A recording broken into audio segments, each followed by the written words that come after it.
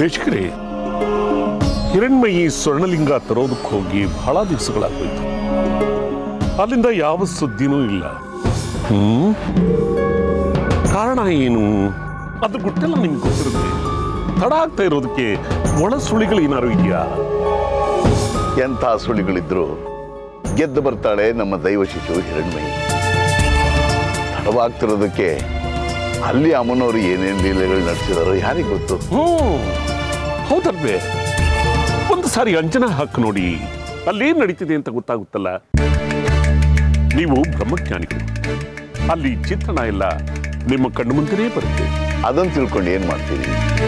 ಆ ಶ್ರೀಚಕ್ರ ಯಾವ ಕಾಲಕ್ಕೆ ಬರಬೇಕೋ ಆವಾಗಲೇ ಬರೋದು. ನೋಡಿ, ಅದರ ಚಿಂತೆ ಬಿಡಿ. ಇನ್ನು 2 ಲಿಂಗಗಳು ಅಮ್ಮನವರ ಮಡಿಲು ಸೇರಿದ್ರೆ ಶ್ರೀಚಕ್ರ ಉದ್ಭವ ಆಗುತ್ತೆ. ಮೊದಲು ಅದರ ಸ್ವಾಗತಕ್ಕೆ ಸಿದ್ಧತೆ ಮಾಡ್ಕೊಳ್ಳಿ. ಅದಕ್ಕೆ ಅಲ್ವೇ ದೇಶಕರೇ ಕಾಯ್ತಾ ಇರೋದು.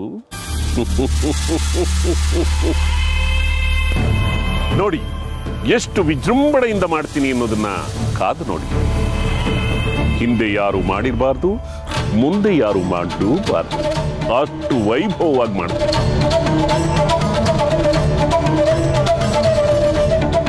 ಸ್ವಾಮಿ, ದೇವಸ್ಥಾನಕ್ಕೆ ಒಂದಷ್ಟು ಸಾಮಗ್ರಿಗಳು ತರೋದಿದೆ.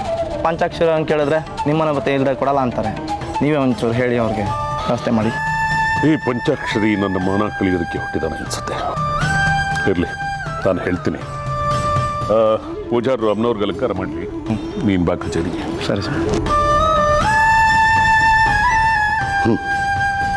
ಅದನ್ನೇನು ಮಾಡ್ತಾರೋ ಏನೋ. ಆ ಶ್ರೀಚಕ್ರ ಲಪ್ಟಾಯಿಸೋಕೆ ಕಾಯ್ತಿದೆ ಈ ಜೀವ.